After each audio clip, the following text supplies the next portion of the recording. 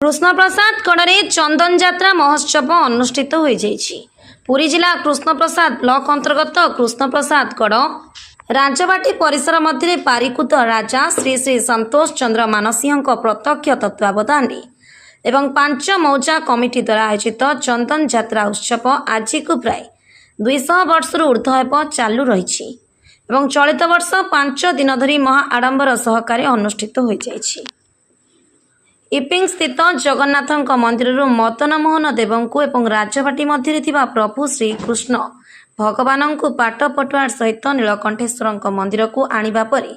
राजपुरोहित श्रीजुक्त कमल चंद्र देवता श्री जगन्नाथ परिचालना कमिटी परिचालक श्रीजुक्त नीलकंठ त्रिपाठी पूजक प्रसन्न कुमार पंडा द्वारा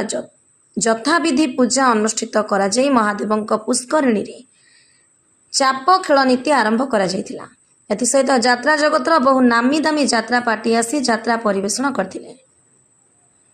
ए अनुष्ठान को पांच मौजा कमिटी सभापति श्रीजुक्त अशोक कुमार पंडा और संपादक श्रीजुक्त ईश्वर पल्लई समेत कमिटीर समस्त सक्रिय सभ्य मानक सहयोग रे अनुष्ठान कार्यक्रम सुचारू रूपे संपादन होइतिला। कृष्ण प्रसाद रो मनोज कुमार बारिक का रिपोर्ट एके न्यूज। मु तो कमल पुरोहित रजांगर पुरोहित अच्छी कृष्णप्रसाद चंदन यात्रा महोत्सव चली अवसर आप कौन कहे? ये तो आज को प्राय 200 वर्षर परंपरा ये चली आसी एठू ठाकुर यही 5 दिन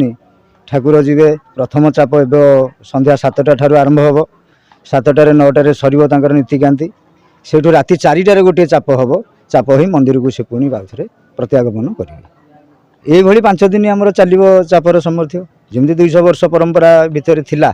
सेटा सेम चली यात्रा नीति हानि लाभ सर्व काहाड़ी हानि लाभ छती तलाश ये द्वारा से मत सम्मानित करके 5 मौजा सम्मान करके नहीं पार्छ। मो परिचय मो हृदानंद जेना कृष्णप्रसाद आदिवासी। जो कृष्णप्रसाद चंदन यात्रा महोत्सव होती अवसर आप कौन कहे? ये तो 200 वर्ष ऊर्ध चंदन यात्रा बापा गोसी बाबा समय आम चंदन देखी आसु से चंदन आज ना बहुत पाटपटुआर हुए बड़ बड़ पार्टी आसिक दिखती शह शह लोक ये जमा हुआ ये किसी दिन ये चंदन यात्रा बंद होता कारण गाँ गाँ भितर जो 5 मौजा कमिटी अच्छी कमिटी मेम्बर सहित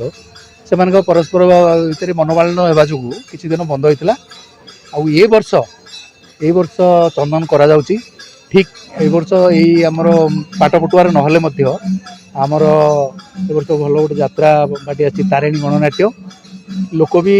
बारे ये होती जमा होती चंदन मुख्य जिनस जो आम 5 दिन ये चाप हुए आज के होगा बोधे 4 दिन होगा आउ गोटे दिन चाप हम ये हूँ जगन्नाथ मंदिर ये जगन्नाथ मंदिर जगन्नाथ निजे जाती चाप खेल हुए आमर से दियों पोखरी चाप खेल हुए यही लगी रही चंदन यात्रा बहु लोक भी समागम होती यात्रा भी भल हो। मो अशोक कुमार पंडा 5 मौजा सभापति। जो कृष्णप्रसाद चंदन यात्रा महोत्सव होती अवसर आप कौन कहे? कृष्णप्रसाद पंचायतर चंदन यात्रा कहले पारिकुद अंचल एक पर्व बा अनुष्ठान बहु पुरातन ये अनुष्ठान यहाँ को आवाहन कालू रजाराजर निर्मित होता ये अनुष्ठान को आमे किछि जहाँ आमे पारुचु से अनुसार चलाऊँ किंतु प्रथम रजागढ़ सृष्टि हवाठू ये अंचल कृषक मानक भाई मानकर उन्नति पाई ताकर मनोरंजन पाई पारिकुद राज साहेब द्वारा यही सब अनुष्ठान परिचालित होता एवं ये पुरीर नीति गीति अनुसार आमर ये कृष्णप्रसाद जगन्नाथ मंदिर भी 12 मासरे 13 पर्व पालन करा जाए से पालन भितर पारिकुद राजा साहेबर तत्वाधान सबु कार्य परिचालना करा जाए। एवं राजा राजुड़ार शासन अंत पर ये गणतंत्र शासन प्रतिष्ठा पर आमर लोक मान द्वारा ही किछि परिचालना कमिटी सृष्टि करा जाई ए अनुष्ठान को आमे परिचालना करूचु एवं जहाँ आमे 12 खंड गाँ एकाठी होगी अनुष्ठान गोटे कार्यभार हाथ को नहींचु जहाँ जमीती